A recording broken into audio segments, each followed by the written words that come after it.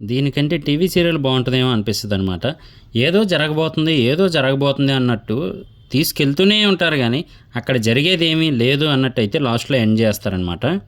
ఇది ఒక నలుగురి జీవితానికి సంబంధించిన స్టోరీగా అయితే తీశారు. ఇంతకీ టైటిల్ చెప్పలేదు కదా! నెట్‌వర్క్. ఇందులో యాక్టర్స్ మీకు అర్థమయ్యేలా చెప్పాలి అంటే గనక శ్రీరామ్ గారు అదేనండి మనకి ఇంతకుముందు 'దడ' అనే సినిమాలో నాగ చైతన్య గారి అన్నయ్యగా నటించారు కదా! అదేనండి విజయ్ గారి స్నేహితుడు సినిమాలో కూడా నటిస్తారు ఫోటోగ్రాఫర్‌గా. ఆయన ఒక లైఫు.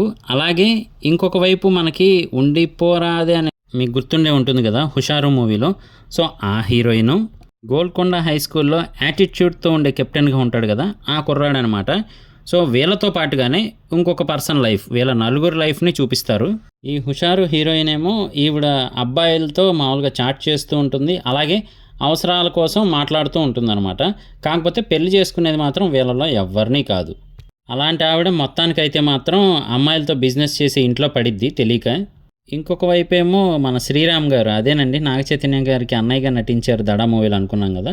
ఆయనేమో ఆన్‌లైన్ బెట్టింగ్ అంటే పేకాట అది ఆడి ఉన్న డబ్బులన్నీ పోగొట్టుకుంటూ ఉంటారనమాట. ఇక మరి ఇంకో కుర్రోడు హీరో అవుదాము అని చెప్పైతే పని చేస్తూ ఉంటాడు కాంపౌండర్‌గా. కానీ ఆ కాంపౌండర్ వర్క్ అనేది నచ్చదు. హీరోగా నటించాలి అని చెప్పి మొత్తానికి వాళ్ళ చెల్లి పెళ్లి చేద్దాం అనుకున్న డబ్బును కూడా తీసుకెళ్ళి డైరెక్టర్‌కి ఇద్దామని అయితే ప్లాన్ చేస్తాడు. ఇంకొక పర్సన్ ఏమో వాళ్ళ నాన్నగారు మొత్తానికి హెల్త్ బాగోక ఒక హాస్పిటల్‌లో అయితే జాయిన్ అవుతారనమాట. సో, మరి అసలు ఏం జరిగింది? ఏంటి? వాళ్ళ ఫాదర్‌కి ఎలా ఉంది? ఇదంతా తెలుసుకునేది ఆయన స్టోరీ.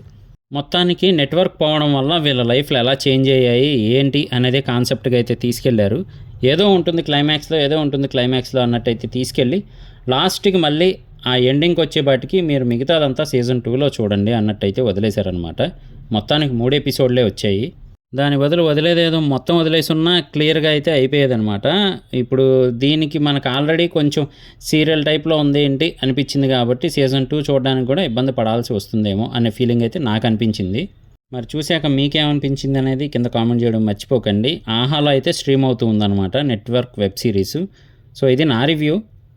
ఇలాంటి రివ్యూస్ కోసం లేటెస్ట్ అప్డేట్స్ కోసం మన ఛానల్ వెంటనే సబ్స్క్రైబ్ చేసుకోండి. నేను మీ ప్రసాద్. మళ్ళీ నెక్స్ట్ వీడియోలో కలుస్తాను. Love you all.